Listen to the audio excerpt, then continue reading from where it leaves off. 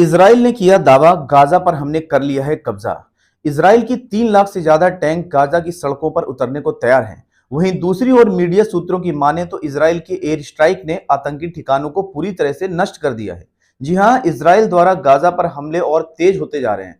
वहीं दूसरी ओर इस भीषण तबाही को रोकने के लिए कई संस्थाएं प्रयास कर रही हैं। ऐसे में इजराइल द्वारा गाजा पर लगातार किए जा रहे हमले के विरोध में ओवैसी जी भड़क उठे। आइए देखते हैं मीडिया रिपोर्ट में ओवैसी जी ने क्या कहा। 4 बम गिराए गए।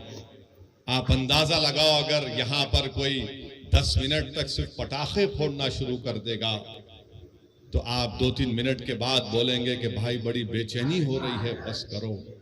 सोचो थोड़ी देर के लिए कि 6 दिन में 6000 बम ये जालिम इस्राएली हुकूमत गाजा पर बरसाती है।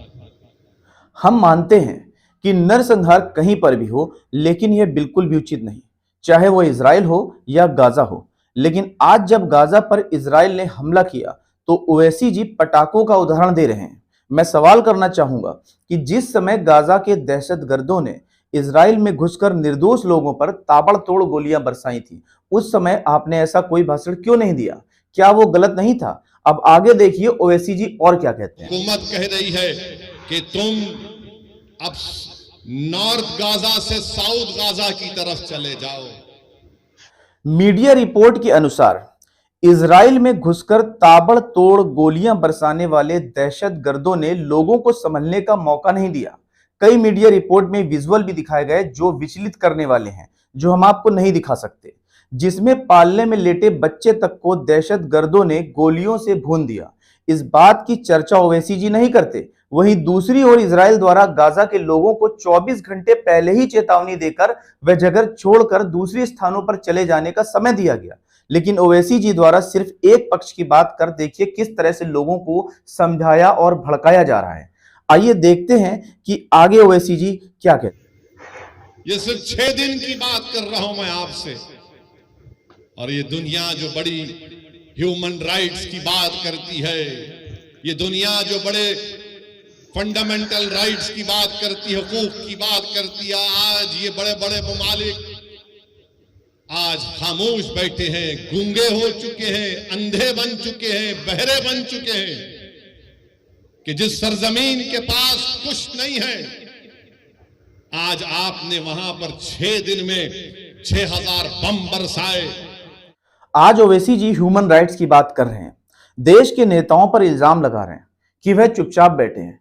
मैं उनसे सवाल करना चाहूंगा, मीडिया रिपोर्ट के अनुसार जब गाजा के दहशतगर्दों ने इजराइल में घुसकर महिलाओं के बाल पकड़कर उनके साथ दुर्व्यवहार करते हुए उन्हें गाड़ियों में डालकर अपने साथ ले जाकर उनका अपमान कर रहे थे, उन्हें सड़कों पर बेइज्जत कर रहे थे, 40 बच्चों के सर काटकर उन्हें मौत के घाट उतार दिया गया, उस समय आप क्यों मौन थे?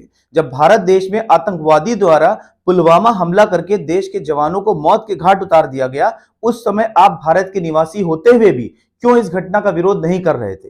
तब आप क्यों मौन थे? जब भारत में आतंकी हमले होते थे तब आप क्यों खामोश थे? आज आप सिर्फ एक पक्ष की बात करते हुए ह्यूमन राइट्स की बात कर रहे हैं।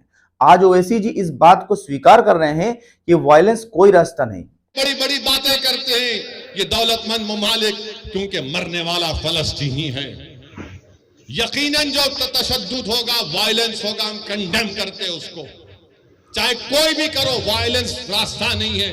मगर ये बताओ ये कौन से वायलेंस है? ये तो नस्ल कशी है, ये तो आप उनको खत्म कर रहे हैं, आप उनको बिल्कुल खत्म, सफ़े हस्ती से मिटाना चाहते हैं, जिसको अंग्रेजी में कहते हैं एथनिक क्लेंसिंग हो रहा है फलस्तीनियों का। मस्जिद अक्सा, बैतुल मुकद्दस के लिए खून बहाया जा रहा है। मैं सलाम करता हूं उन माओं को जिन्होंने इन बहादुर बच्चों को पैदा किया, जो ज़ायनिस्ट लोगों की गोलियों का निशान बन रहे हैं, जो बमों से उनकी मौत हो रही है। मगर दुनिया ये जान ले कि जब तक हम जिंदा है दुनिया जिंदा है, जब हम नहीं तो दुनिया भी नहीं, याद रखो। आज ओवैसी जी इस बात को स्वीकार कर रहे हैं कि वायलेंस कोई रास्ता नहीं, लेकिन ठीक उसी समय पर ओवैसी जी यह भी बोल रहे हैं कि अगर हम नहीं तो यह दुनिया भी नहीं।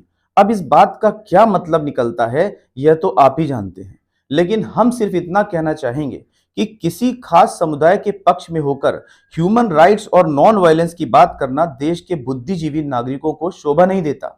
यकीनन हिंसा उचित नहीं है, चाहे वह किसी भी समुदाय के लोगों के साथ हो, चाहे वह गाजा के मासूम बच्चे हों या इजराइल के मासूम बच्चे या किसी और देश के मासूम बच्चे या नागरिक। महिलाओं का बाल पकड़कर उनका अपमान करना, मारना, पीटना एक बहुत ही शर्मनाक कृत्य है। वह महिलाएं चाहे गाजा की हों, इजराइल की हों या विश्व में किसी भी देश की हों। मेरे प्यारे भाइयों, हम ईश्वर से यही प्रार्थना करते हैं कि इजराइल और गाजा के बीच हो रहा युद्ध समाप्त हो जाए और विश्व में शांति बनी रहे। इंसान जात पात से परे सिर्फ इंसानियत की बात करे। देश के सभी नागरिकों से निवेदन है कि किसी भी नेता के भड़काऊ भाषण में आकर कोई भी फैसला ना ले। प्रत्येक धर्म इंसानियत का पाठ पढ़ाता है। कोई भी धर्म हमें किसी की हत्या करने की इजाजत नहीं देता। एक दूसरे के साथ भाईचारा रखें और देश में शांति बनाए रखें। इंसानियत से बढ़कर कोई धर्म नहीं होता। इसी के साथ हम आपसे इजाजत चाहेंगे। नमस्कार, अल्लाह हाफिज, गुड बाय।